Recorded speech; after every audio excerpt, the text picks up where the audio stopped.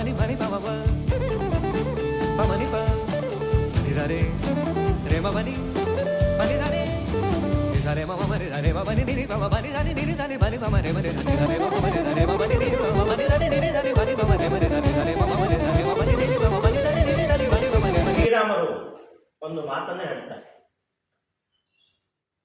ಉತ್ತರ ಭಾರತದ ಅತ್ಯಂತ ಶ್ರೇಷ್ಠ ವಿದ್ವಾಂಸರು ಶ್ರೀರಾಮರು.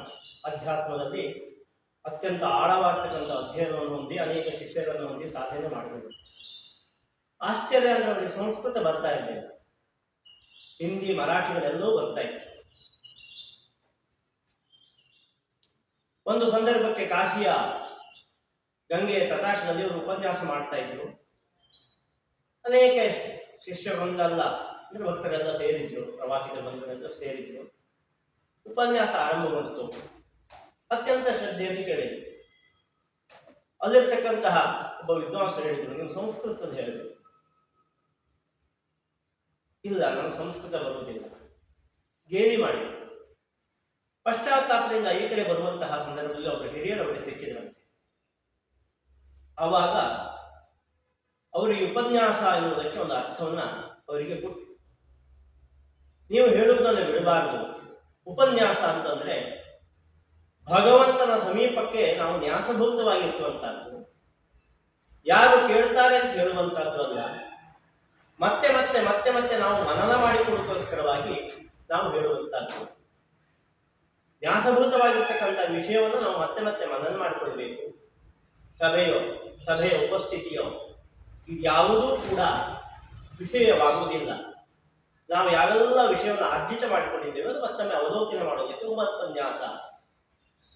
ಆವತ್ತಿನಿಂದ ಶ್ರೀರಾಮರು ಎಲ್ಲ ಕಡೆಯಲ್ಲೂ ಆಧ್ಯಾತ್ಮಿಕವಾಗಿ ಅತ್ಯಂತ ಶ್ರೇಷ್ಠವಾದಂಥ ಉಪನ್ಯಾಸ ಮಾಡಿ ಆಮೇಲೆ ಭಗವಂತನ ಅನುಸಂಧಾನ ಮಾಡಿ ಅವನನ್ನು ಹೊಂದಿದರು.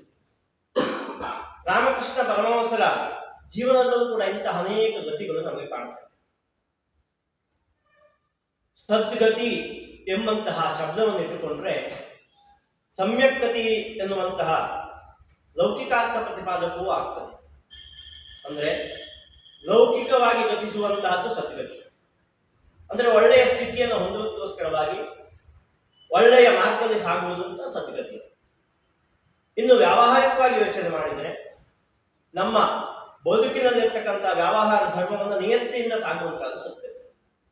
ಕೊನೆಯಲ್ಲಿ ಪರಮೋಚ್ಚವಾಗಿರ್ತಕ್ಕಂಥ ಯಾವ ನಿತ್ಯಾನಂದಮಯಂ ಜ್ಯೋತಿರ್ಮಯಂ ಸದಾಶಿವಮಯಂ ಶಾಶ್ವತಂ ಎನ್ನುವಂತಹ ಯಾವ ತತ್ ಸತ್ ಚಿತ್ ಇದೆಯೋ ಅದನ್ನ ಸೇರುವಂತಹ ಮೋಕ್ಷಕ್ಕೂ ಸದ್ಗತಿ. ಬಹಳ ವಿಸ್ತಾರವಾಗಿರ್ತಕ್ಕಂತಹ ಶಬ್ದ ಇದು, ವಿಸ್ತಾರವಾದ ವಿಚಾರ. ಯಾಕೆ ಅಂದ್ರೆ ಸದ್ಗತಿಯನ್ನು ಹೊಂದುವುದಕ್ಕೆ ಭಾರತದಲ್ಲಿ ಅನೇಕ ಋಷಿಗಳು ಅನೇಕ ಮಾರ್ಗಗಳನ್ನು ಕಂಡುಕೊಂಡಿದ್ದಾರೆ. ಹಿಂದೆ ಕಾಶಿ ವಿಶೇಷವಾಗಿ ಅಲ್ಲಿ ಅಂತ ಅನೇಕ ಸಂಶೋಧನೆಗಳು ಸಾಗಿದ್ದಾರೆ.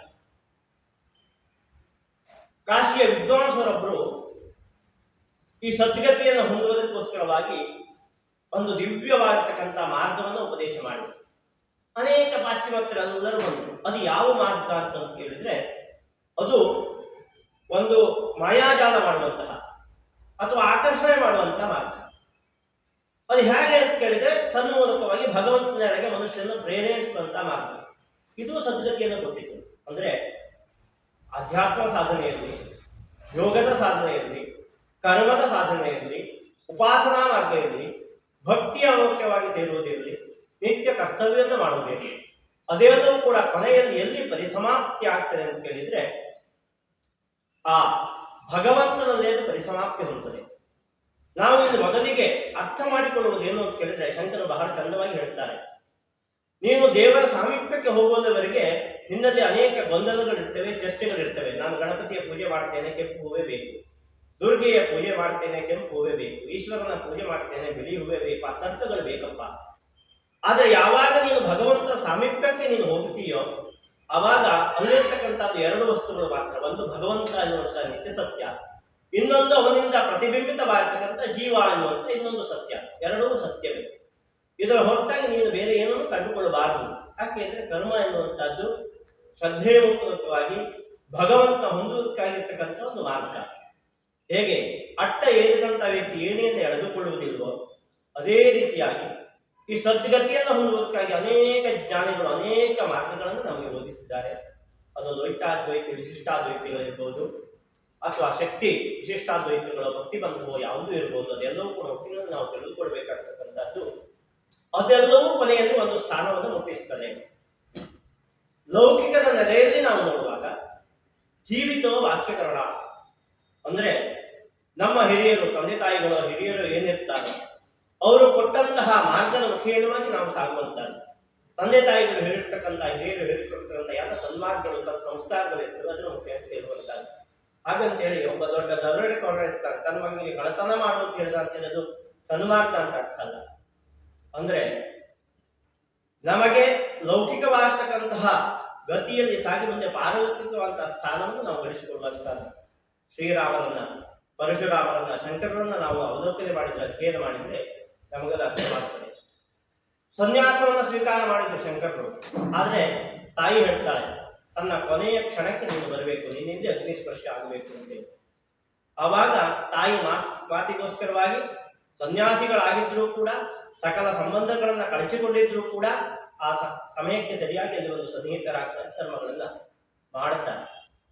ಶ್ರೀರಾಮಚಂದ್ರನು ಅಷ್ಟೇ, ಯಾವ ಲೌಕಿಕವಾಗ್ತಕ್ಕಂಥ ಕರ್ತವ್ಯವನ್ನು ಮಾಡಬೇಕು ಅನ್ನುವುದು ರಾಮನಿಗಿಲ್ಲ. ಬಹಳ ಸುಂದರವಾಗಿ ವಾಲ್ಮೀಕಿ ರಾಮಾಯಣದಲ್ಲಿ ಒಂದು ಮಾತನ್ನು ಹೇಳ್ತಾರೆ, ವೇದಗಳೇ ರಾಮಾಯಣದ ಪ್ರತಿಯೊಂದು ಅಕ್ಷರಗಳು, ಪ್ರತಿಯೊಂದು ಶಬ್ದಗಳು ಆ ವೇದ ಪುರುಷನೇ ರಾಮ. ಯಾವ ರಾಮನ ಗುಣಗಾನವನ್ನು ನಾವು ಮಾಡಿ ವಾಲ್ಮೀಕಿ ರಾಮಾಯಣ ಅನ್ನುವಂಥದ್ದು ಪ್ರವೃತ್ತಿ ಹೊಂದಿದೆಯೋ ವೇದ ಸ್ವರೂಪವಾಗಿ ಅದು ಬಂದಿದೆ. ಆ ವೇದ ಸ್ವರೂಪದ ಸಂಪೂರ್ಣವಾಗ್ತಕ್ಕಂಥ ಪೂರ್ಣತೆ ಯಾರು ಅಂತ ಕೇಳಿದ್ರೆ ರಾಮ. ಅದನ್ನೇ ನಾರದರು ಹೇಳ್ತಾರೆ, ಆಲೋಕ್ಯ ಸರ್ವಶಾಸ್ತ್ರಾಣಿ ವಿಚಾರ್ಯ ಭಕ್ತಃ ಇದಮೇಕವು ಸುದೇಶಪನ್ನಂ ಧ್ಯೇಯೋ ನಾರಾಯಣ ಸದಾ. ಎಲ್ಲವೂ ಕೂಡ ನಾರಾಯಣನ್ನೇ ಹೇಳ್ತದೆ, ಸರ್ವೂ ಕೂಡ ನಾರಾಯಣಮಯವಾಗಿರ್ತಕ್ಕಂಥದ್ದು. ಅಂತಹ ನಾರಾಯಣನೇ ರಾಮನಾಗಿ ಬರುತ್ತಾನೆ. ಅಂತಹ ರಾಮನಿಗೆ ಯಾವ ಲೌಕಿಕವಾಗಿರ್ತಕ್ಕಂಥ ಕರ್ತವ್ಯಗಳು ಯಾವುದು ಮಾಡಬೇಕಾಗಿರಲಿಲ್ಲ. ಆದರೆ ಪ್ರಪಂಚ ಮುಖಕ್ಕೋಸ್ಕರವಾಗಿ ಪ್ರಪಂಚದ ಜನರಿಗೆ ಒಂದು ಗತಿಯಿಂದ ನಾನು ಮಾರ್ಗವನ್ನು ತೋರಿಸಬೇಕು, ಪಥವನ್ನು ಕಾಣಿಸಬೇಕು ಅನ್ನುವಂಥ ದೃಷ್ಟಿಯಿಂದ ನೀವು ರಾಮನ ಎಲ್ಲ ಜೀವನ ಚರಿತ್ರೆಯನ್ನು ಕೂಡ ತಿಳಿದುಕೊಂಡವರಿದ್ದೀರಿ.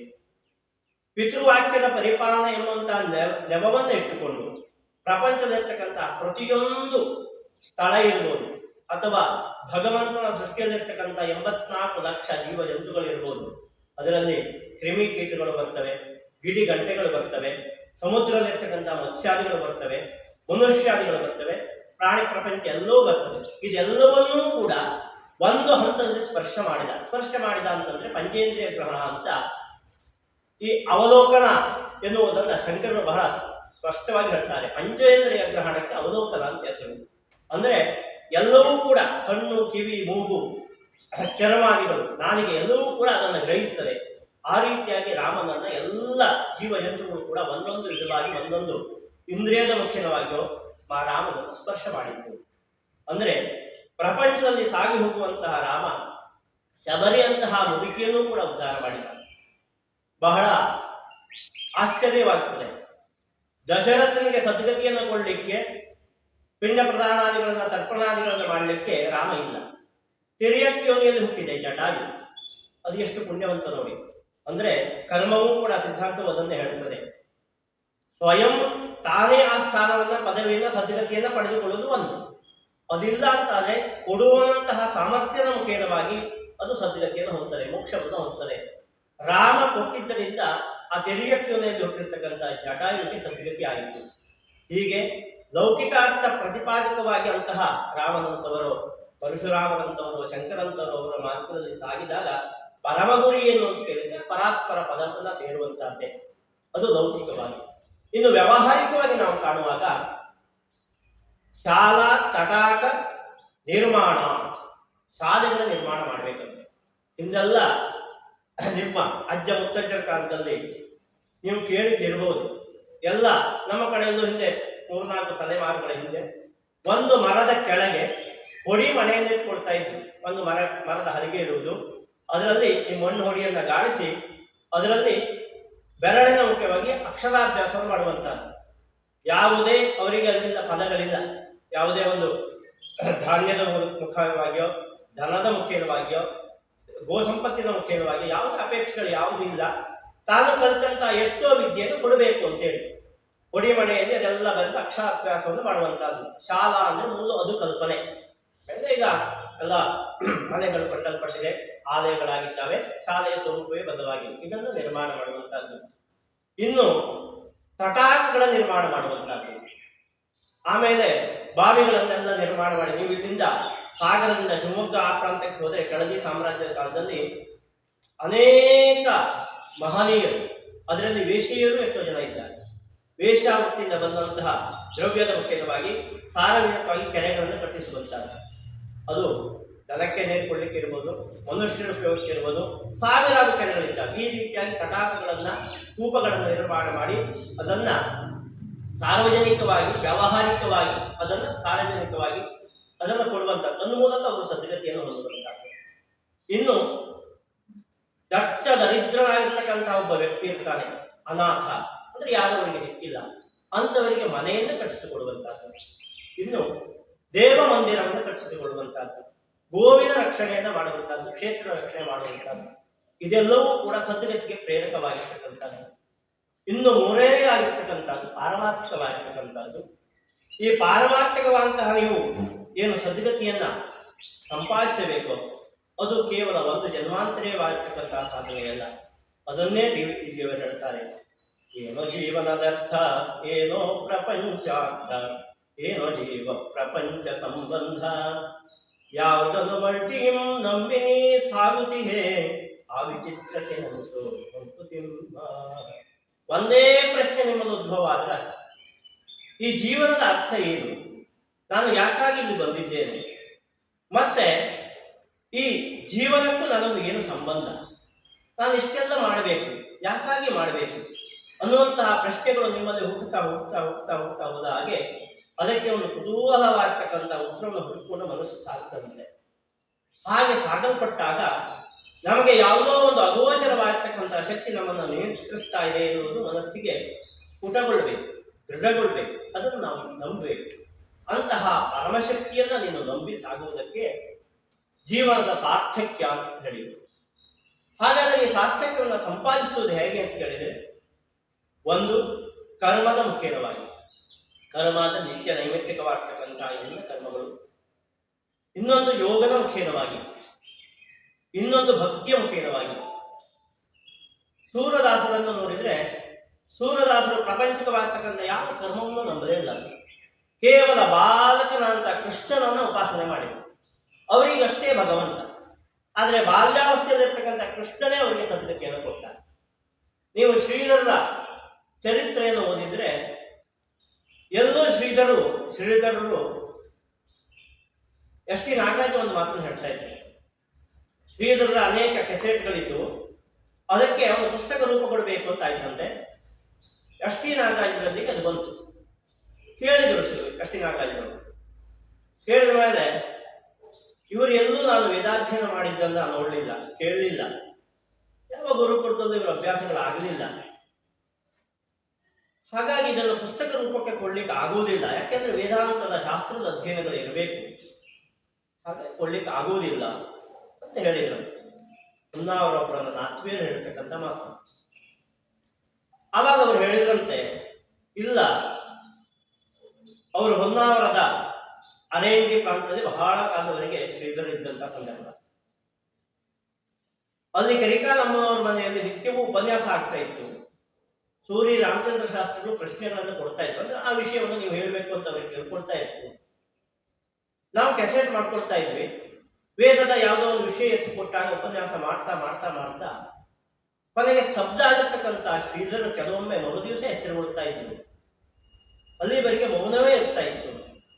ಅವಾಗ ಸೋತಿಯವರಿಗೆ ಬಹಳ ಕುತೂಹಲ ಆಯಿತು, ಇದು ಸಾಮಾನ್ಯದ ವಿಷಯ ಅಲ್ಲ ಅಂತೆ. ಆ ಕೆಸೆಟ್ಗಳನ್ನ ಒಂದು ಕೇಳಿ ಅದನ್ನ ಪುಸ್ತಕ ರೂಪಕ್ಕೆ ತರಬೇಕು ಅನ್ನುವಾಗ ಸೋತಿಯವರಿಗೆ ಅವರು ಹೇಳ್ತಾರೆ, ನನಗೆ ಕಲ್ಪನೆ ಇಲ್ಲ, ಎಷ್ಟೋ ಉಪನಿಷತ್ತುಗಳ ವಾಕ್ಯಗಳು ಯಾವ ಉಪನಿಷತ್ತು ಅಂತಾನೆ ಅವ್ರಿಗೆ ಗೊತ್ತಾಗಲಿಲ್ಲ. ಅದಕ್ಕಾಗಿ ನಾನು ಅನೇಕ ವರ್ಷಗಳ ಪರ್ಯಂತರವಾಗಿ ಅಧ್ಯಯನ ಮಾಡಿ 2 ಕೆಸೆಟ್ ಅನ್ನು ಒಂದು ಪುಸ್ತಕಕ್ಕೆ ಇರಿಸಲಿಕ್ಕೆ ನನಗೆ 1 ವರ್ಷ ತಾಗಿತ್ತು. ಅಂತಹ ಮಹಾತ್ಮರ ಗತಿಯನ್ನು ನಾವು ಸಾಗಿ ಹೋಗುವಂತ, ಅಂದ್ರೆ ಶ್ರೀಧರಂತಹ ಮಹಾತ್ಮರ ಪಥದಲ್ಲಿ ನಾವು ಸಾಗಿ ಹೋಗುವಂತದ್ದು, ಇದು ಸದ್ಗತಿಗೆ ಕಾರಣೀಭೂತವಾಗ್ತದೆ. ಅದನ್ನೇ ಜ್ಞಾನಿಗಳು ಹೇಳಿರ್ತಕ್ಕಂಥದ್ದು ಸತ್ಸಂಗತ್ವೇ ನಿತ್ಸಂಗತ್ವ ನಿತ್ಸಂಗತ್ವೇ ನಿರ್ಮೋಹತ್ವ, ನಿರ್ಮೋಹತ್ವೇ ನಿಶ್ಚಲ ತತ್ವ, ನಿಶ್ಚಲ ತತ್ವೇ ಜೀವನ್ಮುಕ್ತಿ. ಹಾಗಾದ್ರೆ ಈ ಸದ್ಗತಿ ಎನ್ನುವಂತಹದ್ದು ಒಂದು ಕ್ಷಣಕ್ಕೋ ಒಂದು ವರ್ಷಕ್ಕೋ ಒಂದು ಜನ್ಮಕ್ಕೋ ಹಾಗೆ ಸಿಗುವಂತದ್ದಲ್ಲ. ಮತ್ತೆ ಮತ್ತೆ ಮತ್ತೆ ಮತ್ತೆ ನಮಗೆ ಮನನ ಮಾಡಿಕೊಂಡು ಆ ಹಿರಿಯರ ಮಾರ್ಗದಲ್ಲಿ ಸಾಗುವುದ ಮುಖೇನವಾಗಿ ಆ ಭಗವಂತನನ್ನ ಹೊಂದುವಂತಹ ಮಹಾನ್ ಸಾಧನೆ ಸದ್ಗತಿ ಎನ್ನುವುದಕ್ಕೆ ಕೊನೆಯ ಅರ್ಥ ಎನ್ನುವುದು ಮೋಕ್ಷವೇ. ಈ ಜೀವಾತ್ಮ ಇದಕ್ಕೆ ಬಹಳ ವಿಸ್ತಾರವಾಗ್ತಕ್ಕಂಥ ವಿಷಯ ಅದು, ಈ ಸದ್ಗತಿ ಎನ್ನುವಂತಹದ್ದು. ಈ ಜೀವಾತ್ಮ ಈ ದೇಹವನ್ನು ಬಿಟ್ಟು ಹೋದ ಮೇಲೆ 5 ಅವಸ್ಥೆಗಳನ್ನು ಹೊಂದಾನೆ. ಶ್ರದ್ಧಾ, ಸೋಮ, ವೃಷ್ಟಿ, ಅನ್ನ, ರೇತಸ್ಸು ಎನ್ನುವಂತಹ ಅವಸ್ಥೆಗಳನ್ನು ಜೀವಾತ್ಮ ಹೊಂದಾನೆ. ಈ ಜೀವಾತ್ಮ ಶರೀರ ಬಿಟ್ಟು ಹೋದ ಮೇಲೆ ದ್ಯುಲೋಕ ಶ್ರದ್ಧಾ ಎನ್ನುವಂತಹ ಅವಸ್ಥೆಯಲ್ಲಿ ಇರ್ತಾರೆ. ಆಮೇಲೆ ಯಾವ ಪರ್ಜನ್ಯ ಎನ್ನುವುದಕ್ಕೆ ಸಾಮಾನ್ಯವಾಗಿ ನಾವು ಮಳೆ ಸುರಿಯುವಿಕೆ ಅಂತ ಹೇಳ್ತೇವೆ, ವಾಸ್ತವ ಮಳೆಯ ಮೂಲ ಉತ್ಪತ್ತಿ ಸ್ಥಾನ ಇರುವುದು ಪರ್ಜನ್ಯ, ಅಲ್ಲಿ ಸೋಮ ಸ್ವರೂಪದಲ್ಲಿ ಇರ್ತಾನೆ. ಆಮೇಲೆ ಪೃಥ್ವಿ ಮಳೆಯ ಮುಖ್ಯವಾಗಿ ಭೂಮಿಗೆ ಬರ್ತಾನೆ. ವೃಷ್ಟಿ ಮಳೆಯ ಧಾರಾಕಾರವಾಗಿ ಮಳೆ ಸುರಿಯುತ್ತದೆ, ಕಳಿ ಬಿಡುತ್ತದೆ, ಅದನ್ನು ವೃಷ್ಟಿ ಅಂತ ಕರೀತಾರೆ, ಅದರಲ್ಲೇ ಅಡಗಿಕೊಂಡಿರ್ತಾನೆ. ಆಮೇಲೆ ಪುರುಷನಲ್ಲಿ ಅನ್ನದ ಸ್ವರೂಪದಲ್ಲಿ ಸೇರಿಕೊಳ್ತಾನೆ. ಆಮೇಲೆ ಯೋಷಿತು ಪುರುಷನ ವೀರ್ಯದ ಮುಖ್ಯವಾಗಿ ರೇತಸ್ಸಾಗಿ ತಾಯಿಯ ಗರ್ಭವನ್ನು ಸೇರುವಂತದ್ದು. ಇದು ಜೀವಾತ್ಮನ ಸುದೀರ್ಘವಾದ ಪಥ. ಹೀಗೆ ಹೋಗುವಾಗ ಮಹಾನಾರಾಯಣ ಉಪನಿಷತ್ ಹೇಳುತ್ತದೆ, ಏ ದೇವಯಾನ ಮತ್ತು ಪಿತೃಯಾನ. ಜೀವಾತ್ಮ ಈಗ ಸಾಗಿ ಹೋಗುವಾಗ 2 ಮಾರ್ಗಗಳಿದ್ದಾವೆ, ಒಂದು ಉತ್ತರಾಯಣ ಮಾರ್ಗ, ಇನ್ನೊಂದು ದಕ್ಷಿಣಾಯಣ ಮಾರ್ಗ. ಹಾಗಾಗಿ ನಮ್ಮಲ್ಲಿ ಉತ್ತರಾಯಣದಲ್ಲಿ ಮೃತ ಆದರೆ ಮೋಕ್ಷ ಅಂತ ಹೇಳ್ತಾರೆ. ವಾಸ್ತವಕ್ಕೆ ಹಾಗಲ್ಲ. ದ್ವಾವಿಮೋ ಪುರುಷಲೋಕೆ ಸೂರ್ಯಮಂಡಲ ವೇದಿನವು, ಭಗವಂತ ಹೇಳುವಂತಹ ಮಾತು. ಸೂರ್ಯಮಂಡಲವನ್ನು ಭೇದಿಸಿ ಯಾವನು ಸಾಗುತ್ತಾನೋ ಅದು ಉತ್ತರಾಯಣ ಮಾರ್ಗ. ಮಹಾನ್ ಯೋಗಿ ಮತ್ತು ಯುದ್ಧದಲ್ಲಿ ಒಡೆದಂತಹ ವ್ಯಕ್ತಿ ಅದನ್ನು ದಾಟಿ ಹೋಗ್ತಾನೆ ಅಂತ ಭಗವಂತ ಹೇಳ್ತಾನೆ. ಅದು ಉತ್ತರಾಯಣ ಮಾರ್ಗ. ಅಂದ್ರೆ ಸೂರ್ಯನ ಲೋಕವನ್ನು ದಾಟಿ ಹೋಗಬೇಕು, ಅವನಿಗೆ ಪುನಃ ಹುಟ್ಟಿರುವುದಿಲ್ಲ. ಯಾವನು ಲೌಕಿಕ ಹುಟ್ಟುಗಳನ್ನು ಪಡೀತಾನೋ ಅದು ದಕ್ಷಿಣಾಯನ ಮಾರ್ಗ. ಅದನ್ನು 16 ಲೋಕಗಳಾಗಿ ವಿಭಾಗಿಸ್ತಾರೆ. ಅದನ್ನೇ ಚಂದ್ರನ 16 ಕಲೆಗಳು ಅಂತ ಜ್ಞಾನಿಗಳು ಗುರುತಿಸ್ತಾರೆ. ಆ 16 ಸ್ಥಾನಗಳನ್ನು ದಾಟಿ ದಾಟಿ ದಾಟಿ ಪುನಃ ಭೂಮಿಗೆ ಬಂದಾಗ ಮಾತ್ರ ಅವನ ಮರುಜನ್ಮ ಅನ್ನುವಂಥದ್ದಾಗ್ತದೆ. ಇದೊಂದು ಸುದೀರ್ಘವಾಗಿರ್ತಕ್ಕಂಥ 1 ವರ್ಷದ ಸುದೀರ್ಘವಾಗಿರ್ತಕ್ಕಂಥ ಪಥ. ಯಾವ ಜೀವಾತ್ಮ ಶರೀರ ಬಿಟ್ಟು ಹೋದ ಮೇಲೆ 12ನೇ ದಿವಸಕ್ಕೆ ಅವನಿಗೆ ಇನ್ನೊಂದು ಯಾವ ಪಿತೃಸ್ಥಾನವನ್ನು ನಾವು ಕೊಡುತ್ತೇವೆಯೋ ಅದು ಕೇವಲ ಮಕ್ಕಳಾಗಿರ್ತಕ್ಕಂಥವರಿಗೆ ಅಥವಾ ಕರ್ಮಾಧಿಷ್ಠಾತರಂತಹ ವ್ಯಕ್ತಿಗಳಿಗೆ ಮಾತ್ರ ಸಂಬಂಧವಾಗಿ ಒಂದು ಸ್ವರೂಪ, ಪಿತೃ ಸ್ವರೂಪ ಅಂತ ಕೊಡುವಂತಹದ್ದು. ಜೀವಾತ್ಮ ಹಾಗೆ ಪಡೆಯುವುದಿಲ್ಲ. ಸುದೀರ್ಘವಾಗಿ 1 ವರ್ಷಗಳ ನಂತರ ವಧದಲ್ಲಿ ಸಾಗಿ ಹೋಗಿ ಪುನಃ ಇನ್ನೊಂದು ಜನ್ಮವನ್ನು ಪಡೆಯುತ್ತಾನೆ. ಇಂತಹ ವ್ಯಕ್ತಿ ಸದ್ಗತಿಯನ್ನು ಪಡೆಯಬೇಕು ಅಂತಾದರೆ 84 ಲಕ್ಷ ಜೀವ ಜಂತುಗಳಾಗಿ ಹುಟ್ಟಿ ಹುಟ್ಟಿ ಹುಟ್ಟಿ ಅವನು ಸಾಗಿ ಬರಬೇಕು. ಕೊನೆಯಲ್ಲಿ ಬರ್ತಕ್ಕಂಥದ್ದು ಮನುಷ್ಯ ಜನ್ಮ. ಹಿಂದಿನ ಜನ್ಮದಲ್ಲಿ ಮೀನಾಗಿ ಹುಟ್ಟುತ್ತಾನೆ, ಕೊನೆಯಲ್ಲಿ ಬರ್ತಕ್ಕಂಥದ್ದು ಮನುಷ್ಯ ಜನ್ಮ. ಆ ಮನುಷ್ಯ ಜನ್ಮದಲ್ಲಿ ಅವನು ಸಾಧಕನಾಗಿ ಆತ್ಮಾನುಸಂಧಾನ ಮುಖೇನವಾಗಿ ಆತ್ಮ ವಿವೇಕ ಚಿಂತನೆಯ ಮುಖೇನವಾಗಿ ಭಗವಂತನ ಹೊಂದುವಂತಹದ್ದು, ಸದ್ಗತಿಯನ್ನು ಪಡೆಯುವಂತಹದ್ದು. ಇದು ಅನೇಕ ಜನ್ಮಗಳ ಸಾಧನೆ ಮುಖ್ಯವಾಗಿ ಸಾಗುವಂತಹದ್ದು.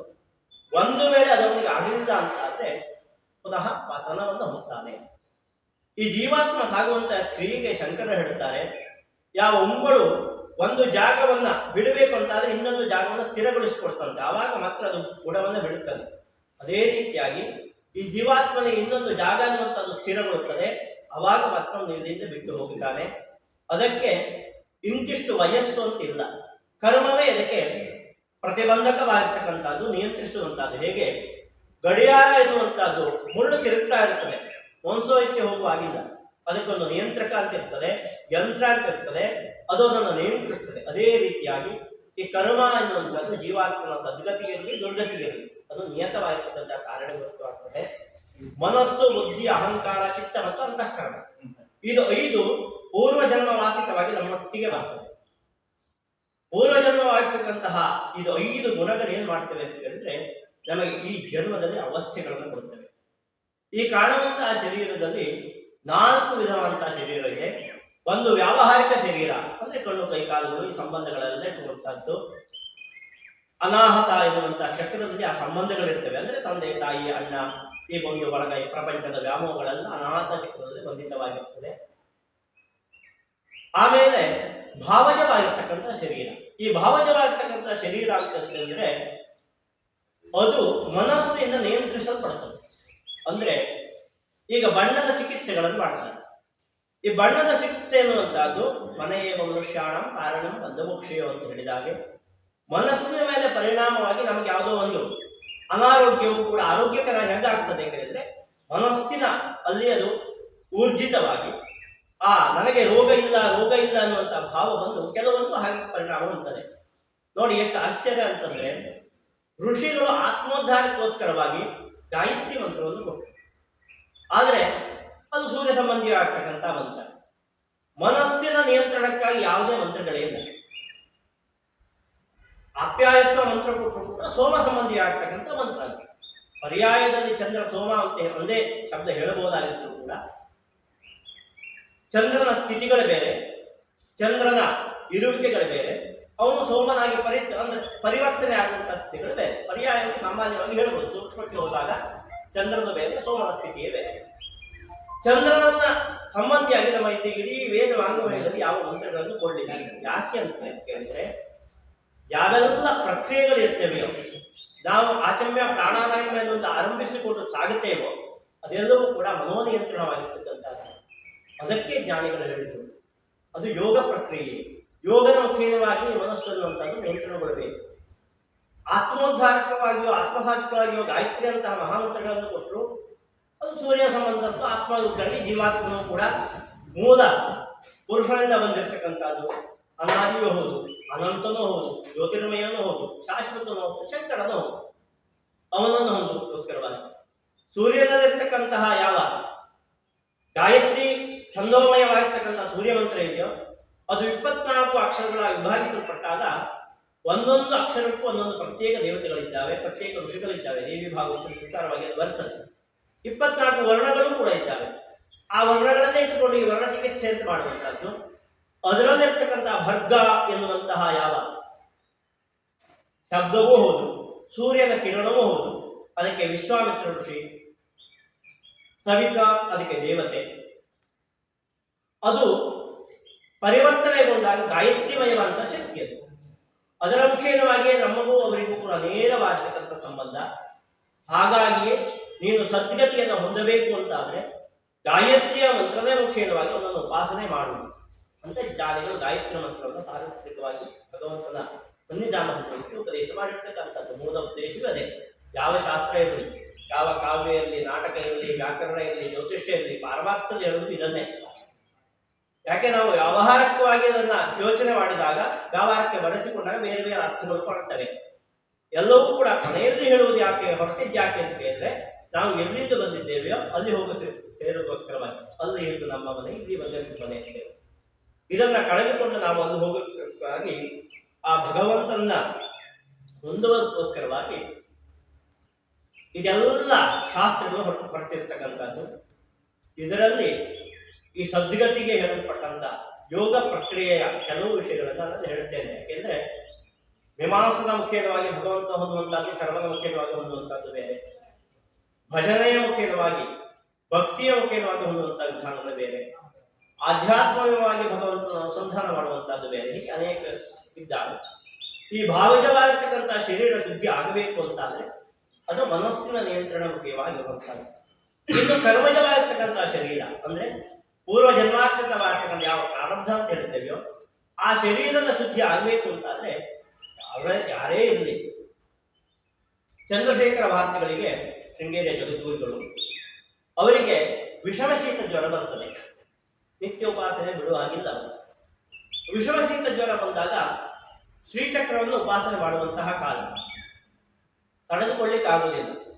ಆವಾಗ ಅಲ್ಲಿ ಅವರ ಯಾವ ದಂಡ ಇದೆಯೋ ಆ ದಂಡಕ್ಕೆ ಜ್ವರವನ್ನು ಆವಾಹನೆ ಮಾಡಿ ಅಲ್ಲಿ ಅದನ್ನ ಪ್ರತಿಷ್ಠಾಪನೆ ಮಾಡಿ ಪೂಜೆಯನ್ನು ಮುಗಿಸಿದಂತೆ.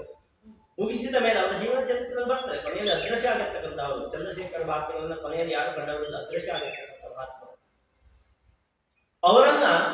ಅವರು ಆ ಜ್ವರವನ್ನ ದಂಡಕ್ಕೆ ಆವಾಹನೆ ಮಾಡಿ ಪೂಜೆಯನ್ನು ಮುಗಿಸ್ತಾರೆ, ಪುನಃ ಧಾರಣೆ ಮಾಡ್ತಾರೆ.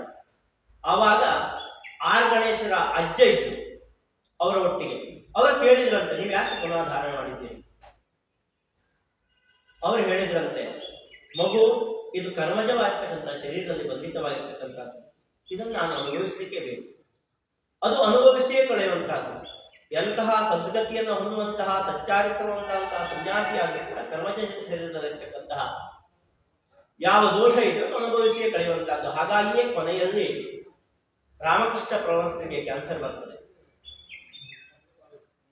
ರಮಾನಂದರಂತಹ ಯೋಗಿಗಳಿಗೂ ಕೂಡ ಕೊನೆಯಲ್ಲಿ ಹರಣೆ ಸಂಬಂಧಿಯಂತಹ ರೋಗದಿಂದ ಮೃತ ಹೊಂದ್ತಾರೆ. ಕಾರಣ ಏನು ಅಂತ ಹೇಳಿದ್ರೆ ಪ್ರಾರಂಭ.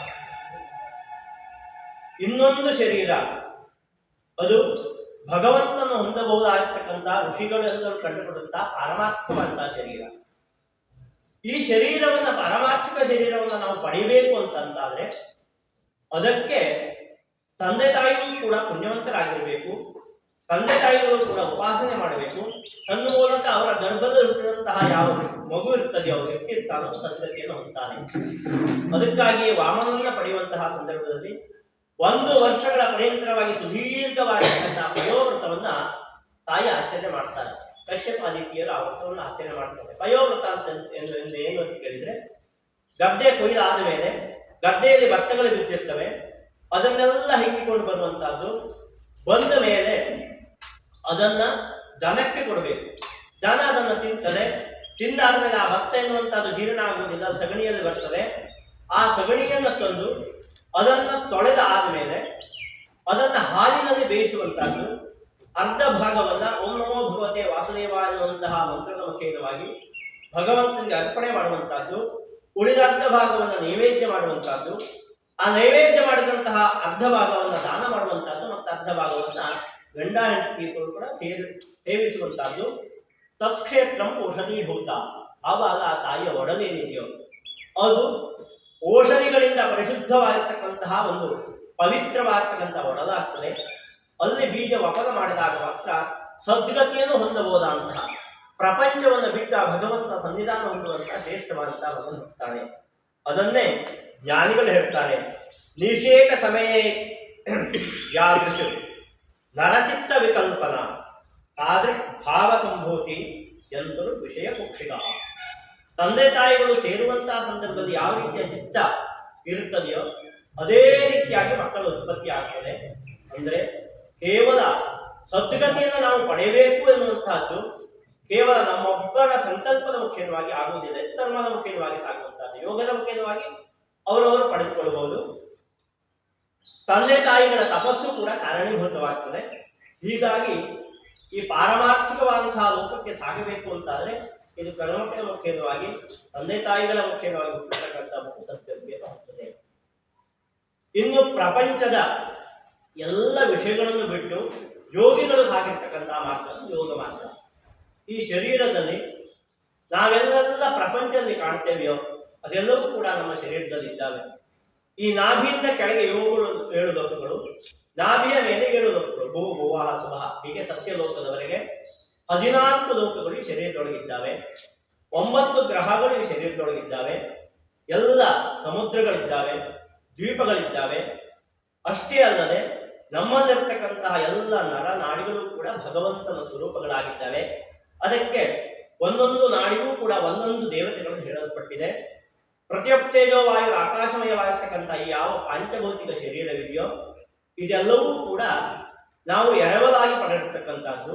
ಅಂದ್ರೆ ಪೃಥ್ವಿಯಿಂದ ಈ ಶರೀರದ ಚರ್ಮಾದಿಗಳೆಲ್ಲ ಉತ್ಪತ್ತಿ ಆಗ್ತದೆ.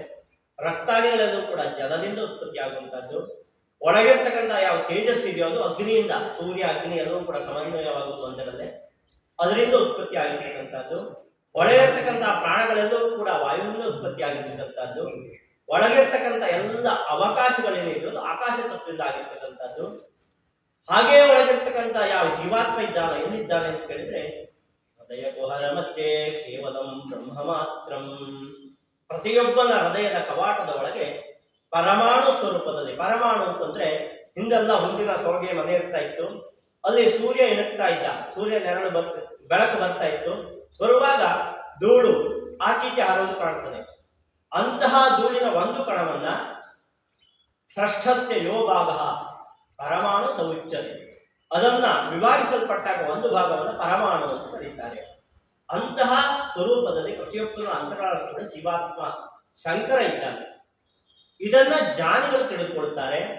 ತಿಳಿದುಕೊಂಡ ಮೇಲೆ ನಮ್ಮಲ್ಲಿರ್ತಕ್ಕಂತಹ ಚಕ್ರಗಳು, ಷಟ್ ಚಕ್ರಗಳ ಚಿಂತನೆ ಮಾಡುವಂತಹದ್ದು. ಇದು ವ್ಯಾವಹಾರಿಕ ಶರೀರದ ಶುದ್ಧತೆಗೋಸ್ಕರವಾಗಿ ಕೂಡ, ಚಿಕಿತ್ಸೆಗಳು ಕೂಡ ಇದನ್ನು ಬಳಸ್ತಾರೆ ಯೋಗದ ಮುಖ್ಯವಾಗಿ. ಈ ಮಾನಸಿಕ ಚಿಕಿತ್ಸೆಯನ್ನು ಏನು ನಾವು ಜನರು ಮಾಡ್ತಾರೋ ಅಥವಾ ತಿಳಿದವರು ಮಾಡ್ತಾರೋ, ಅದು ಭಾವಜವಾಗಿರ್ತಕ್ಕಂಥ ಶರೀರದಲ್ಲಿರ್ತಕ್ಕಂಥ ಮಾತ್ರ ಕಲ್ಮಶಗಳನ್ನು ಕಳೆಯುತ್ತದೆ. ಅದು ವ್ಯಾವಹಾರಿಕವಾದಂತಹ ಶರೀರದಲ್ಲಿರ್ತಕ್ಕಂಥ ಕಲ್ಮಶಗಳನ್ನು ಕಳೆಯುವುದಿಲ್ಲ. ವ್ಯಾವಹಾರಿಕವಾದಂತಹ ಶರೀರದಲ್ಲಿರ್ತಕ್ಕಂಥ ಕಲ್ಮಶಗಳನ್ನು ಕಳಿಬೇಕು, ದೋಷಗಳನ್ನು ಕಳಿಬೇಕು ಅಂತಾದ್ರೆ ಆಗ ಚಕ್ರದ ಚಿಂತನೆಗಳು ಬೇಕು. ತನ್ಮೂಲಕ ಪಾರಮಾರ್ಥಿಕವಾದಂತಹ ಶರೀರದ ಮುಖ್ಯವಾದ ಸಾಧನೆ ಮುಖ್ಯವಾಗಿ ಭಗವಂತನು ಹೊಂದುವಂತಹದ್ದು. ನಮ್ಮಲ್ಲಿರ್ತಕ್ಕಂತಹ ಈ 6 ಚಕ್ರಗಳೇನಿದ್ದಾವೆ, ಮೂಲಾಧಾರ ಎನ್ನುವಂತಹ ಚಕ್ರ ಅದು ಲಿಂಗ ದೇಶದಲ್ಲಿರ್ತಕ್ಕಂಥದ್ದು. ಆಮೇಲೆ ಸ್ವಾಧಿಷ್ಠಾನ ಎನ್ನುವಂತಹ ಚಕ್ರ ನಾಭಿಯಲ್ಲಿರ್ತಕ್ಕಂಥದ್ದು. ಮಣಿಪುರ ಎನ್ನುವಂತಹ ಚಕ್ರ ಹೃದಯದಲ್ಲಿರ್ತಕ್ಕಂಥದ್ದು. ಅನಾಹತ ಎನ್ನುವಂತಹ ಚಕ್ರ ಕಂಠದಲ್ಲಿದೆ. ವಿಶುದ್ಧ ಎನ್ನುವಂತಹ ಚಕ್ರ ಭ್ರುವೋರ್ ಮಧ್ಯದಲ್ಲಿರ್ತಕ್ಕಂಥದ್ದು. ಆಮೇಲೆ ಆಜ್ಞಾ ಎನ್ನುವಂತಹ ಚಕ್ರ ಬ್ರಹ್ಮರಂಧ್ರ ತಾಲುಸ್ಥಾನ ಅಂತ ಕರೀತಾರೆ, ಅಲ್ಲಿರ್ತಕ್ಕಂಥದ್ದು. ಹಾಗಾದ್ರೆ ಮೋಕ್ಷ ಪರಮ ಪದವಿ ಅಂತಂದ್ರೆ ಬೇರೆ ಎಲ್ಲೂ ಇಲ್ಲ, ನಮ್ಮ ನೆತ್ತಿಯಲ್ಲೇ ಇರ್ತಕ್ಕಂಥದ್ದು, ತಾಲುಸ್ಥಾನದಲ್ಲೇ ಇರ್ತಕ್ಕಂಥದ್ದು. ನೀವು ವೇದಾಂತದತ್ತ ಮನ ಮಾಡಿದಾಗ ಅಥವಾ ವೇದದತ್ತ ಮನ ಮಾಡಿದಾಗ ಎಲ್ಲಿಯೂ ಕೂಡ ಈ ಪುರಾಣದಲ್ಲಿ ಬರ್ತಕ್ಕಂತಹ ದೇವತೆಗಳ ವಿಸ್ತೃತವಾದಂತಹ ರೂಪವು ಇದೆಲ್ಲ ಆಗಮನದಿಂದ ಬಂದಿರತಕ್ಕಂಥದ್ದು. ರೂಪಗಳು ಯಾವುದು ಕಾಣುವುದಿಲ್ಲ. ಹಿಂದಿನವರೆಲ್ಲರೂ ಕೂಡ ಸದ್ಗತಿಯನ್ನು ಹೊಂದುವುದಕ್ಕಾಗಿ ಏನನ್ನ ಮಾಡಿದ್ರು ಅಂತ ಕೇಳಿದ್ರೆ, ಅವರ ನೆತ್ತಿಯಲ್ಲಿರ್ತಕ್ಕಂಥ ಯಾವ ಸಹಸ್ರದಳ ಪದ್ಮ ಅಂತ ಕರೀತಾರೋ ಅದು ಊರ್ಧ್ವಮುಖವಾಗಿ ಹೋಗುವ ಹಾಗೆ ಮಾಡಿದರು. ಅದೇ ಮೋಕ್ಷ, ಮತ್ತೇನಿಲ್ಲ. ಇಲ್ಲಿಂದ ತಾಲೋಸ್ಥಾನ ಹೊಡೆದು ಜೀವಾತ್ಮ ಹೋದ ಅಂತಾದ್ರೆ ಮತ್ತೆ ಭೂಮಿಯ ಗುರುತ್ವಾಕರ್ಷಣ ಶಕ್ತಿಗೆ ಅವನು ಸಿಗುವುದಿಲ್ಲ. ಅವನ ಆಚೆ ಸೂರ್ಯಮಂಡಲದಲ್ಲಿ ಹೋಗ್ತಾನೆ. ತದ್ವಿಷ್ಟೋ ಪರಮಂ ಪದಂ, ಆ ಯಾವ ಜ್ಞಾನಿಗಳು ಕಂಡುಕೊಂಡಂತ ಯಾವ ಸದ್ಗತಿ ಇದೆಯೋ ಆ ಸದ್ಗತಿಯನ್ನು ಅವನು ಹೊಂದ್ತಾನೆ. ಹಾಗಾದ್ರೆ ಅಂತಹ ಸದ್ಗತಿಯನ್ನು ಅವನು ಹೊಂದಬೇಕು ಅಂತಾದ್ರೆ ಸೂರ್ಯೋದಯದ ಕಾಲಕ್ಕೆ ಪ್ರಶಾಂತವಾಗಿರ್ತಕ್ಕಂತಹ ಸ್ಥಳಗಳನ್ನ ಜ್ಞಾನಿಗಳು ಹೇಳಿದ್ರು. ತೀರ್ಥಕ್ಷೇತ್ರ ಹೌದು, ಈಗಿನ ಪ್ರವಾಸ ಕ್ಷೇತ್ರ ಅಲ್ಲ, ಆವಾಗಲ್ಲ ತೀರ್ಥಕ್ಷೇತ್ರ ಅಂತ ಸಾಧಕರ ಕ್ಷೇತ್ರ. ಈಗೆಲ್ಲ ಪ್ರವಾಸಕ್ಕೆ ಹೋಗಿ ಬರುವಂತಹ ಕ್ಷೇತ್ರ ಅಲ್ಲ ತೀರ್ಥಕ್ಷೇತ್ರಗಳು ಅಂತ ದುಷ್ಕೀರ್ತಿಯನ್ನು ಹೊಂದಿದ್ದಾರೆ. ಪದ್ಮಾಸನಯುಕ್ತನೇ ಆಗಿ ಹೇಗೆ ಸೂರ್ಯ ಹುಟ್ಟುತ್ತಾನೋ, ಸೂರ್ಯ ಹುಟ್ಟುವಂತಹ ಯಾವ ಬೆಳಕಿದೆಯೋ ಅದು ಕೆಂಪು ಅಂತ ನಾವು ಹೇಳ್ತೇವೆ. ಆದರೆ ಆ ವರ್ಣ ಅನ್ನುವಂಥದ್ದು ಏನಿದೆಯೋ ಅದು ಆ ಸಹಸ್ರದಳ ಪದ್ಮದಲ್ಲಿರ್ತಕ್ಕಂತಹ ಭಗವಂತನ ಬಣ್ಣವಂತೆ. ಸೂರ್ಯ ಹೇಗೆ ಏರಿ ಬರ್ತಾನೋ ಅದೇ ರೀತಿಯಾಗಿ ಮೂಲಾಧಾರ ಚಕ್ರದ ಮುಖವಾಗಿ ಪ್ರಾಣವನ್ನು ನಿಯಂತ್ರಣಗೊಳಿಸುವಂತಹದ್ದು. ಆಮೇಲೆ ಅಲ್ಲಿಂದ ಮೇಲೆ ತಂದು ಸ್ವಾಧಿಷ್ಠಾನ, ಮಣಿಪುರ, ಅನಾಹತ, ಆಜ್ಞಾ ಚಕ್ರದವರೆಗೆ ಆ ಪ್ರಾಣವನ್ನು ತೆಗೆದುಕೊಂಡು ಬರುವಂತಹದ್ದು. ಹೀಗೆ ಪ್ರಾಣವನ್ನು ತೆಗೆದುಕೊಂಡು ಬಂದು ಅನೇಕ ವರ್ಷಗಳ ಪರ್ಯಂತರ ಆಗಿ ಸುಖಾದಿಗಳು ಅದನ್ನ ಮೋಕ್ಷವನ್ನು ಸಾಧಿಸಿದರು ಅಂತೇಳಿ ಭಗವಂತ ಹೇಳ್ತಾನೆ. ಅಂದ್ರೆ ಇದು ಸಾಧನಾ ಮುಖ್ಯವಾಗಿ ಭಗವಂತನ ಹೊಂದುವಂತಹದ್ದು. ಯೋಗದಲ್ಲಿ ಅಲ್ಲಿ ಖೇಚರಿ ಅಂತ ವಿದ್ಯೆ ಅಂತ ಹೇಳುತ್ತಾರೆ. ಈ ಆಧಾರ ಚಕ್ರ ಎಂತೇನಿದೆಯೋ ಅದು 4 ದಳಗಳನ್ನು ಹೊಂದಿದೆ. ಮೂಲಾಧಾರ ಚಕ್ರ ಎನ್ನುವಂತಹದ್ದು ಅದು ಅಗ್ನಿವರ್ಣದಲ್ಲಿ ಇರ್ತಕ್ಕಂಥದ್ದು. ವಕಾರ, ಶಕಾರ ಮತ್ತು ಸಕಾರಗಳು ಇದಿಷ್ಟು ಆ ಸ್ಥಳದಲ್ಲಿ ಉತ್ಪನ್ನವಾಗುವಂತಹದ್ದು. ಧ್ವನಿ ಪೆಟ್ಟಿಗೆಗೆ ಯಾವ ಬರ್ತದೆಯೋ ಆವಾಗ ನಮಗೆ ವ ಅನ್ನುವಂಥದ್ದು ಗೊತ್ತಾಗ್ತದೆ. ಮೂಲಾಧಾರ ಚಕ್ರದಲ್ಲಿ ತರಂಗ ಹೇಳ್ತದೆ, ಧ್ವನಿ ಪೆಟ್ಟಿಗೆ ಬಂದದ್ದು ವ ಅಂತ ನಮಗೆ ಕೇಳಿಸ್ತದೆ. ಆಮೇಲೆ ಸ್ವಾಧಿಷ್ಠಾನ ಚಕ್ರದಲ್ಲಿರ್ತಕ್ಕಂಥದ್ದು ಸೂರ್ಯ ಸದೃಶವಾಗಿರ್ತಕ್ಕಂಥದ್ದು, ಸೂರ್ಯನ ಬಣ್ಣವನ್ನು ಹೊಂದಿರತಕ್ಕಂಥದ್ದು. ಅದು 6 ದಳಗಳನ್ನು ಹೊಂದಿದೆ. ಅರಗಳು ಅಂತ ಕರೀತಾರೆ, ದಳಗಳು ಅಂತ ಕರೀತಾರೆ, ಅಕ್ಷರೋತ್ಪತ್ತಿ ಸ್ಥಾನಗಳು ಅಂತ ಕರೀತಾರೆ. ಒಟ್ಟಲ್ಲಿ ತರಂಗವನ್ನು ಎಬ್ಬಿಸುವಂತಹ ಒಂದು ಸ್ಥಾನ. ಅಲ್ಲಿ ಪಾಪ ಬಾಭಾಮ ಯಾರ ಲ ಅನ್ನುವಂಥ 6 ಅಕ್ಷರಗಳು ಉತ್ಪತ್ತಿ ಆಗ್ತವೆ. ಆಮೇಲೆ ಮಣಿಪುರ ಎನ್ನುವಂತಹ ಚಕ್ರ ಅದು ರಕ್ತದ ಬಣ್ಣದಲ್ಲಿರ್ತಕ್ಕಂಥದ್ದು. ಅದು 10 ದಳಗಳನ್ನು ಹೊಂದಿದೆ. ಟಾಟಾ ಡಾಢಾಣ ತಾತಾದಾನ ಪಾಪ ಇಷ್ಟು ಅಕ್ಷರಗಳು ಉತ್ಪತ್ತವಾಗ್ತವೆ. ಅನಾಹತ ಎನ್ನುವಂತಹದ್ದು ಬಂಗಾರದ ಬಣ್ಣದಲ್ಲಿರ್ತಕ್ಕಂಥದ್ದು. ಅದು 12 ದಳಗಳನ್ನು ಹೊಂದಿದೆ. ಕಾಕ ಗಘನ ಚ ಚ ಜ ಝ ಞ ಟ ಠ ಇಷ್ಟು ಅಕ್ಷರಗಳು ಉತ್ಪತ್ತಿ ಅದಾಗ್ತದೆ. ವಿಶುದ್ಧ ಎನ್ನುವಂತಹ ಚಕ್ರ ಅದು ಚಂದ್ರನಿಗೆ ಸದೃಶವಾಗಿರ್ತಕ್ಕಂಥದ್ದು, ಅಷ್ಟು ಪ್ರಕಾಶಮಾನವಾಗಿರ್ತಕ್ಕಂಥದ್ದು, ಊರ್ಜಿತ ಮತ್ತು ತನ್ನ ಸ್ಥಿತಿಯಲ್ಲಿ ಬದಲಾವಣೆಯನ್ನು ಕೂಡ ಅದು ಹೊಂದುವಂತಹದ್ದು. ಅದು 16 ಸ್ವರಗಳು ಅಂದ್ರೆ ಅಕಾರದಿಂದ ಅಹ ಎನ್ನುವಂತ ಇಷ್ಟು 16 ಸ್ವರಗಳ ಉತ್ಪತ್ತಿಯಲ್ಲಿ ಆಗ್ತದೆ. ಆಮೇಲೆ ಭ್ರುವೋರ್ ಮಧ್ಯದಲ್ಲಿರ್ತಕ್ಕಂಥದ್ದು ಆಜ್ಞಾಚಕ್ರ. ಇದು ರಕ್ತವರ್ಣದಲ್ಲಿರ್ತಕ್ಕಂಥದ್ದು, ನೇರವಾಗಿ ನಮಗೂ ಕೂಡ ಸೂರ್ಯನಿಗೂ ಕೂಡ ನೇರವಾಗಿ ಸಂಬಂಧವನ್ನು ಇಟ್ಟುಕೊಂಡಿರ್ತಕ್ಕಂಥದ್ದು. ಭರ್ಗ ಎನ್ನುವಂತಹ ಕಿರಣದ ಮುಖೇನವಾಗಿ ಯಾವ ಶಕ್ತಿಯನ್ನು ಸೆಳೆಬೇಕು ಅದು ಚಕ್ರ ಅನ್ನುವಂಥದ್ದು ಸೆಳೀತದೆ. ಇದು ಸದಾಕಾಲವೂ ಕೂಡ ನಾನು ಎಲ್ಲಿಂದ ಬಂದಿದ್ದೇನೆ ಅಂತ ಹೇಳ್ತಾ ಇರ್ತದಂತೆ. ಅಂದ್ರೆ ಹಂಸ ಹಂಸ ಹಂಸ ಹಂಸ ಹಂಸ ಹಂಸ ಎಂಬುದಾಗಿ ಹೇಳ್ತದೆ. ಇದು ಆಜ್ಞಾಚಕ್ರ. ಇದರ ಮೇಲೆ ಇರ್ತಕ್ಕಂಥದ್ದು ವಿಶುದ್ಧ ಚಕ್ರ. ಅದರ ಮೇಲೆ ಇರ್ತಕ್ಕಂಥದ್ದು ಸಹಸ್ರದಳಮಯವಾಗಿರ್ತಕ್ಕಂತಹ ಸತ್ಯಲೋಕ. ಸತ್ಯಲೋಕ ಅಂತಂದ್ರೆ ನಾವು ಈ ಪುರಾಣದಲ್ಲಿ ಬರ್ತಕ್ಕಂತಹ ಬ್ರಹ್ಮನ ಲೋಕ ಅಲ್ಲ, ಅದು ಪರಬ್ರಹ್ಮನ ಲೋಕ. ಅದಕ್ಕಿಂತ ಮುಂದೆ ಬೇರೆ ಲೋಕಗಳೇ ಇಲ್ಲ. ಅಲ್ಲಿಂದ ಪ್ರಾಣ ಏನಾದ್ರು ತ್ಯಾಗ ಆಯಿತು ಅಂತಾದ್ರೆ ಅದು ಯಾವ ಮೂಲ ಬಿಂದುವೆಂದು ಬಂದಿದೆಯೋ ಆ ಮೂಲ ಬಿಂದುವನ್ನೇ ಹೋಗಿ ಸೇರ್ತದೆ, ಅದು ಸದ್ಗತಿಯನ್ನು ಹೊಂದುತ್ತದೆ. ಹೀಗೆ ಯೋಗದ ಮುಖ್ಯವಾಗಿ ಭಗವಂತನ ಹೊಂದುವಂತಹದ್ದು. ಇದನ್ನ ಮಾಡುವುದು ಅಷ್ಟು ಸುಲಭವಲ್ಲ. ಅದಕ್ಕಾಗಿ ಜ್ಞಾನಿಗಳು ಹೇಳಿದ್ರು, ನಿಮಗೆ ಸುಲಭವಾಗಿರ್ತಕ್ಕಂಥ ವಿಧಾನವನ್ನು ನಾನು ಹೇಳ್ತೇನೆ. ಪ್ರತಿಯೊಬ್ಬ ವ್ಯಕ್ತಿಯೂ ಕೂಡ ಸ್ವಸ್ಥನಾಗಿರುವಂತಹ ವ್ಯಕ್ತಿ ಸೂರ್ಯೋದಯದಿಂದ ಸೂರ್ಯೋದಯದವರೆಗೆ 21,606 ಬಾರಿ ಶ್ವಾಸೋಚ್ಛ್ವಾಸವನ್ನು ಮಾಡ್ತಾರೆ. ಸಾಮಾನ್ಯವಾಗಿ ಉಸಿರಾಡುವಂತಹದ್ದು. ಈ ಉಸಿರಾಟದ ಮೇಲೆ ನೀವು ನಿಯಂತ್ರಣವನ್ನು ತೆಗೆದುಕೊಂಡು ಇದನ್ನ ನೀವು ದೀರ್ಘ ಮಾಡ್ತಾ ಹೋದಾಗ ನಿಮಗೆ ಆ ಉಸಿರಾಟದ ಮೇಲೆ ಒಂದು ನಿಯಂತ್ರಣ ಬರ್ತದೆ. ಬಂದಂತಹ ಆ ನಿಯಂತ್ರಣವನ್ನು ನೀವು ಏನು ಮಾಡಬೇಕು ಅಂತಂದ್ರೆ ಹಕಾರದ ಮುಖೇನವಾಗಿ ಶ್ವಾಸವನ್ನು ಹೊರಗಾಕಬೇಕು, ಸಕಾರದ ಮುಖೇನವಾಗಿ ಶ್ವಾಸವನ್ನು ಪುನಃ ಒಳಗೆ ತೆಗೆದುಕೊಳ್ಬೇಕು. ಇದು ಸ್ವಾಭಾವಿಕವಾಗಿ ಹೊರತಕ್ಕಂತಹ ಜೀವಾತ್ಮ ಶುದ್ಧಗೊಳ್ಳುತ್ತಾನೆ. ಜೀವಾತ್ಮ ನಿಜವಾಗಿಯೂ ಶುದ್ಧವಾಗಿರ್ತಕ್ಕಂಥವ. ಕರ್ಮದ ಮುಖೇನವಾಗಿ ಅವನಿಗೆ ಕಲ್ಮಶಗಳೆಲ್ಲ ಕೂಡಿಕೊಂಡಿದ್ದಾವೆ. ಕಲ್ಮಶಗಳಿಂದ ಕೂಡಿದಂತಹ ಈ ಜೀವಾತ್ಮ ಶುದ್ಧಗೊಳ್ಳುತ್ತಾನೆ. ಹಾಗೆ ಶ್ವಾಸೋಚ್ಛ್ವಾಸ ಮಾಡುವಾಗ 600 ನೀವು ಗಣೇಶನಿಗೆ ಅರ್ಪಣೆ ಮಾಡಬೇಕು. ಅಂದ್ರೆ ಒಂದೊಂದು ಚಕ್ರಕ್ಕೂ ಒಂದೊಂದು ದೇವತೆ ಹೇಳಲ್ಪಟ್ಟಿದೆ. ಮೂಲಾಧಾರ ಚಕ್ರಕ್ಕೆ ಗಣೇಶ ದೇವತೆ, ಅವನಿಗೆ ನೀವು 600 ಅರ್ಪಣೆ ಮಾಡಬೇಕು. ಆಮೇಲೆ ಇನ್ನು 6,000 ಬ್ರಹ್ಮನಿಗೆ ಅರ್ಪಣೆ ಮಾಡಬೇಕು. ಆಮೇಲೆ ಇನ್ನು 6,000 ವಿಷ್ಣುವಿಗೆ ಅರ್ಪಣೆ ಮಾಡಬೇಕು. 6,000 ಶಿವನಿಗೆ ಅರ್ಪಣೆ ಮಾಡಬೇಕು. 1,000 ಗುರುವಿಗೆ ಅರ್ಪಣೆ ಮಾಡಬೇಕು. ಮತ್ತೊಂದು 1,000 ಯಾವ ಜೀವಾತ್ಮ ಇದ್ದನೋ ಅವನಿಗೆ ಕೊಡಬೇಕು. ಇನ್ನು 6 ಉಳಿಯುತ್ತದೆ, ಅದನ್ನು ಪರಬ್ರಹ್ಮನಿಗೆ ಕೊಡಬೇಕು. ಹೀಗೆ ಕೊಡಲ್ಪಟ್ಟಾಗ ಮಾತ್ರ ನೀವು ಯಾವ ಕೆಲಸವನ್ನು ಮಾಡ್ತಾ ಇರಿ, ಅದು ನೈಮಿತ್ತಿಕವಂತಹ ಕಾರ್ಯಗಳಲ್ಲಿ ತೊಡಗಿದ್ರು ಕೂಡ ಇದು ಒಂದು ಅಂತರ್ಯಾಗವಾಗುತ್ತದೆ. ಈ ಆಧಾರದ ಮುಖ್ಯವಾಗಿ ಸುಲಭವಾಗಿ ಭಗವಂತನನ್ನು ನೀವು ಹೊಂದಬಹುದು, ಸದ್ಗತಿಯನ್ನು ಹೊಂದಬಹುದು ಅಂತ ಜ್ಞಾನಿಗಳು ಮಾರ್ಗವನ್ನು ತೋರಿಸಿದರು. ಹೀಗೆ ಅನೇಕ ವಿಧವಾದಂತಹ ಮಾರ್ಗಗಳು ಶಾಸ್ತ್ರದಲ್ಲೂ ಕೂಡ ಹೇಳಲ್ಪಟ್ಟಿದೆ. ಯೋಗಿಗಳು ಜ್ಞಾನಿಗಳೆಲ್ಲವೂ ಕೂಡ ಹೇಳಿದ್ದಾರೆ. ಆದರೆ ಪಡೆಯುವುದು ಅಷ್ಟು ಸುಲಭ ಅಲ್ಲ. ಯಾಕೆ ಅಂತ ಕೇಳಿದ್ರೆ ನಾವು ಈ ಪ್ರಪಂಚಕ್ಕೆ ಬಂದಿದ್ದೇವೆ ಹೇಗೆ ಅಂತ ಕೇಳಿದ್ರೆ ಮೀನು ಹಿಡಿಯುವ ಬಲೆ ಬೀಸಿದ ಹಾಗೆ ಭಗವಂತ ನಮಗೆಲ್ಲಿರ್ತಕ್ಕಂಥ ಎಲ್ಲ ವಸ್ತುಗಳ ಮೇಲೆ ಒಂದು ವ್ಯಾಮೋಹಗಳನ್ನು ಇಟ್ಟಿದ್ದಾನೆ. ನಮಗೆ ಅಲ್ಲೇ ನಾವು ಸಿಲುಕಿಕೊಳ್ಳುತ್ತೇವೆ. ಅದಕ್ಕೆ ಪ್ರತ್ಯುತ್ತರವಾಗಿ ನಾವು ಸಾಗುವುದು ಹೇಗೆ ಅಂತ ಕೇಳಿದ್ರೆ ಯಾವ ಮಂತ್ರಗಳಿದ್ದಾವೆ, ಅದು ರುದ್ರ ಇರಲಿ, ಗಣಪತಿ ಉಪನಿಷತ್ತು ಇರಲಿ, ಯಾವುದೂ ಇರಲಿ, ಆ ಮಂತ್ರದ ಮುಖೇನವಾಗಿಯೇ ನಾವು ಭಗವಂತನ ಪ್ರತಿಯಾಗಿ ಅವನಿಗೆ ಬಲೆಯಿಂದ ಬೀಸಬೇಕಂತೆ. ಇಲ್ಲಿರ್ತಕ್ಕಂಥ ವಸ್ತುಗಳ ಮೇಲೆ ವ್ಯಾಮೋಹ ಇಟ್ಟುಕೊಂಡು ಭಗವಂತ ನಮ್ಮನ್ನು ಬದಲಿಸ್ತಾನೆ ಅಂತ ಹೇಳುವಾಗ ಅವನೇನನ್ನು ಉಪಾಸನೆ ಮಾಡುವಂತಹ ಮಂತ್ರದ ಮುಖೇನವಾಗಿ ನಾವು ಆ ಮಂತ್ರಗಳ ಬಲವನ್ನು ಬೀಸಿ ಭಗವಂತನ ಹಿಡಿದುಕೊಳ್ಬೇಕಂತೆ. ತನ್ಮುಖವಾಗಿ ಆ ಸದ್ಗತಿಯನ್ನು ನಾವು ಸಾಧಿಸಬಹುದು.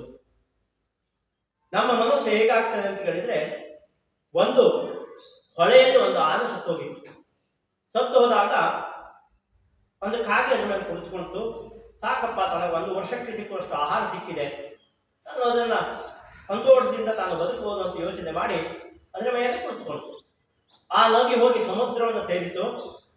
ಕಾಗೆಗೆ ಆಹಾರವನ್ನು ತಿನ್ನುವುದರಲ್ಲಿ ಅದಕ್ಕೆ ಯೋಚನೆ ಇಲ್ಲ, ತಾನು ದಡ ಸೇರುವುದು ಹೇಗೆ ಅಂತೇಳಿ. ವಿಸ್ತಾರವಾಗ್ತಕ್ಕಂಥ ಸಾಗರ, ಅನೇಕ ಜಲಚರಗಳಿದ್ದಾವೆ. ಆನೆ ತಿಂದು ಖರ್ಚಾಗುವಂತೆ ಎಲ್ಲವೂ ಕೂಡ ತಿಂದು ಮುಗಿಸಿಬಿಟ್ರು. ಕಾಕೆಗೆ ಏನೂ ಉಳಿದೇ ಇಲ್ಲ. ಆವಾಗ ಅದು ದಡ ಹುಟ್ಟುತ್ತದೆ. ಸಮುದ್ರದಲ್ಲಿ ಅದಕ್ಕೆ ಹೇಗೆ ಬರ್ಲಿಕ್ಕೆ ಸಾಧ್ಯ? ಅದು ಕೂಡ ಆ ಸಮುದ್ರದಲ್ಲಿ ಸತ್ತು ಹೋಗ್ತದೆ. ಅದೇ ರೀತಿಯಾಗಿ ಪ್ರಾಪಂಚಿಕವಾಗಿರ್ತಕ್ಕಂಥ ವ್ಯಾವಹಾರಿಕವಾಗಿರ್ತಕ್ಕಂಥ ವಸ್ತುವಿರ್ತಕ್ಕಂಥ ಈ ಸಮುದ್ರದಲ್ಲಿ ನಾವು ಸಾಗಬೇಕು ಅಂತ ಹೇಳುವಾಗ ಜ್ಞಾನಿಗಳು ಒಂದು ಸುಲಭವಾದಂಥ ಮಾರ್ಗವನ್ನು ಹೇಳ್ಕೊಟ್ರು. ಹೇಗೆ ಅಂತ ಹೇಳಿದ್ರೆ, ಗುರುವಿನ ಉಪಾಸನ ಅಂದ್ರೆ ಪ್ರತಿಯೊಬ್ಬನೂ ಕೂಡ ಒಂದು ಗುರುವಿನ ಉಪಾಸಕನಾಗಿ ನಮ್ಮ ಆದರ್ಶವಾಗಿ ಇಟ್ಕೊಳ್ಬೇಕು.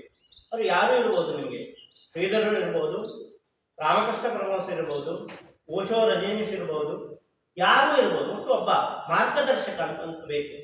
ಆವಾಗ ಮಾತ್ರ ನಿರ್ಮಾಣ ಮೋಹ ಜಿತಸಂಗ ದೋಷಾ ಅಧ್ಯಾತ್ಮ ನಿತ್ಯ ವಿನಿವೃತ್ತ ಕಾಮಾ ದ್ವಂದ್ವೈರ್ ವಿಮುಕ್ತೈ ಸುಖ ದುಃಖ ಸಂಜ್ಞೈ ಗಚ್ಚಂತಿ ಅಮೂಢಾ ಪದಮವ್ಯ ವ್ಯಂತತ್.